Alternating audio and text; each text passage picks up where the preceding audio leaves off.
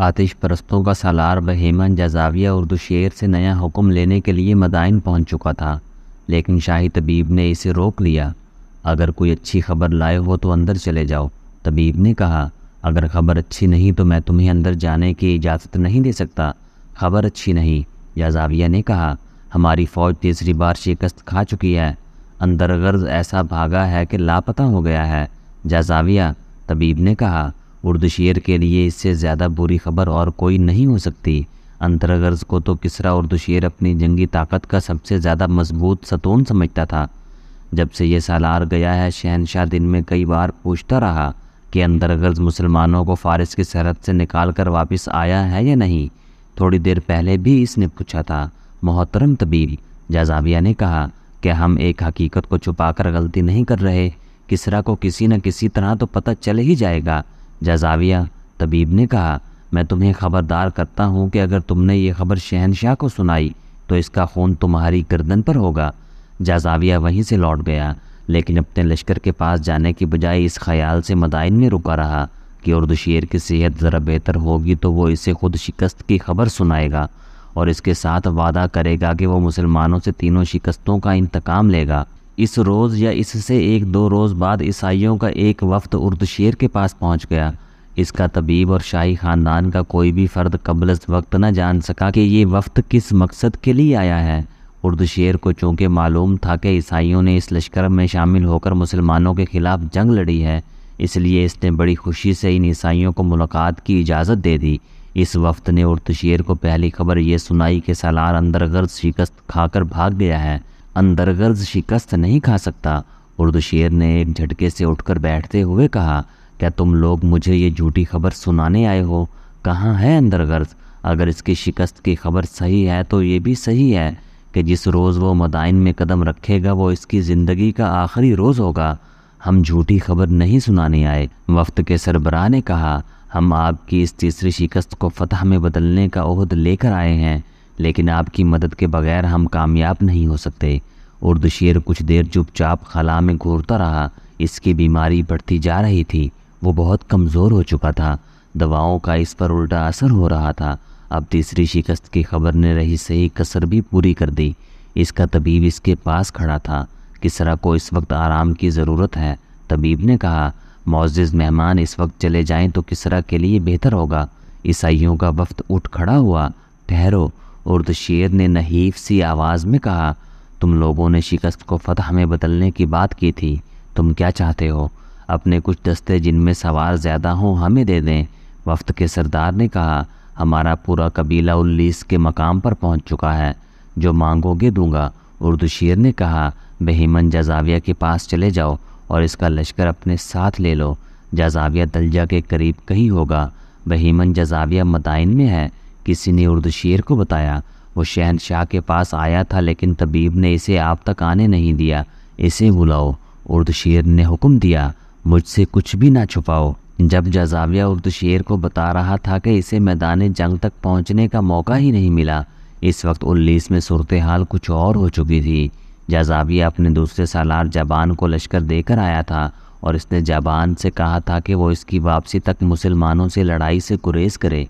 جبان 19 کے کہیں قریب تھا۔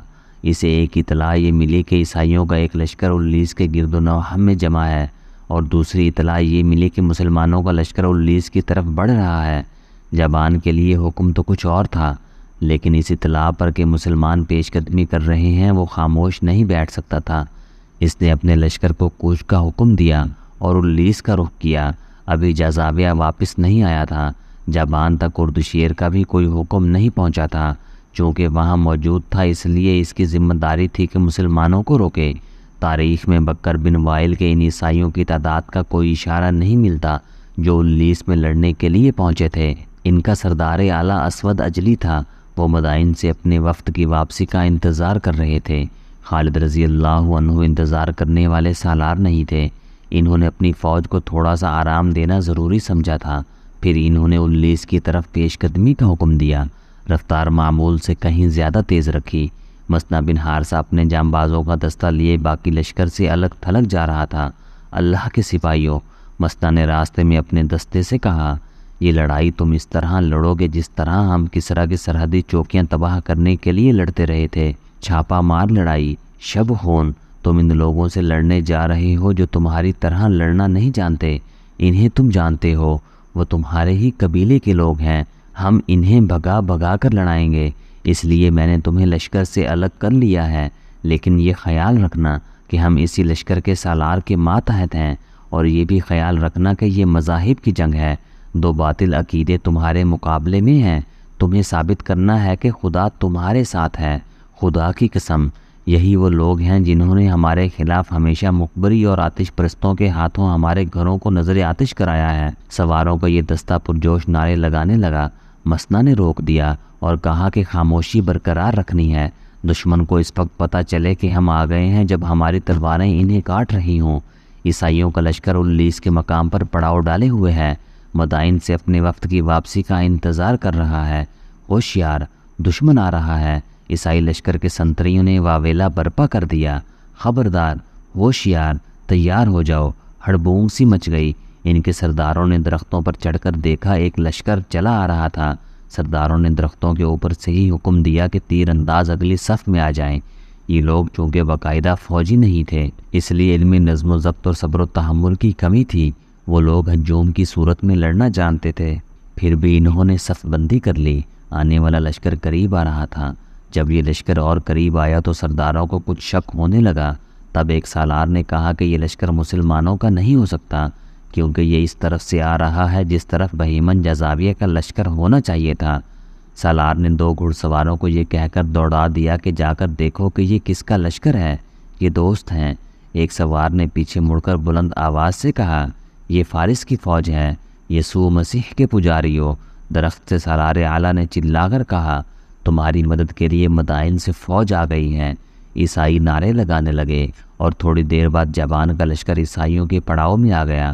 جبان نے اس تمام لشکر کی کمان لے لی اور عیسائی سرداروں سے کہا کہ اب وہ اس کے حکم اور ہدایت کے پابند ہوں گے۔ جبان نے عیسائیوں کا حوصلہ بڑھانے کے لیے پرجوش تقریر کی، جس میں اس نے انہیں بتایا کہ اب انہیں پہلی تینوں شکستوں کا انتقام لینا ہے اور تم اپنی جوان عورتوں کو بھی ساتھ لائے ہو۔ جبان نے کہا، اگر تم ہار گئے تو یہ عورتیں مسلمانوں کا مال غنیمت ہوں گی، انہیں وہ لوڑیاں بنا کر لے جائیں گے، انہی کی خاطر اپنی جانیں لڑا دو۔ عیسائیوں کی صفوں میں جوش و خروش بڑھتا جا رہا تھا۔ وہ تو پہلے ہی انتقام کی آگ میں جل رہے تھے، اب اپنے ساتھ فارس کا ایک منظم لشکر دیکھ کر وہ اور زیادہ دلیر ہو گئے تھے۔ مدینہ کی فوج کی پیش قدمی خاصی تیز تھی۔ مسنا اپنے دستے کے ساتھ دائیں طرف کہیں آگے نکل گیا تھا۔ وہ سرسبز و شاداب علاقہ تھا، درختوں کی بہتات تھی، ہری جھاڑیاں اور اونچی گھاس بھی تھی۔ تھوڑی دور جا کر آدمی نظروں سے اوجھل ہو جاتا تھا۔ یہ وہ علاقہ تھا جہاں فارس کے بڑے بڑے افسر سیر و تفریح اور شکار وغیرہ کے لیے آیا کرتے تھے۔ اللیس سے آگے ہیرا ایک شہر تھا جس کی اہمیت تجارتی اور فوجی لحاظ سے خاصی زیادہ تھی۔ آبادی کے لحاظ سے یہ عیسائیوں کا شہر تھا جو ہر لحاظ سے خوبصورت تھا۔ اور یہ بھی ذہن میں رکھو، جبان لشکر کے سالار سے کہہ رہا تھا کہ آگے ہیرا ہے۔ تم جانتے ہو کہ ہیرا ہماری بادشاہی کا ایک ہیرا ہے۔ اگر مسلمان اس شہر تک پہنچ گئے تو نہ صرف یہ کہ کسرا کا دل ٹوٹ جائے گا، بلکہ فارس کے پورے لشکر کے حوصلے ٹوٹ جائیں گے۔ ہیرا مدائن سے زیادہ قیمتی ہے۔ سبزہ زار میں ایک گھڑ سوار جیسے تیرتا چلا آ رہا ہو۔ خالد رضی اللہ عنہ اپنے لشکر کے وسط میں تھے۔ کسی اور کو اس سوار کی طرف بھیجنے کی بجائے انہوں نے اپنے گھوڑے کو اینٹ لگائی اور اس سوار کو راستے میں جا لیا۔ وہ مسنا بن حارثہ کے دستے کا ایک سوار تھا۔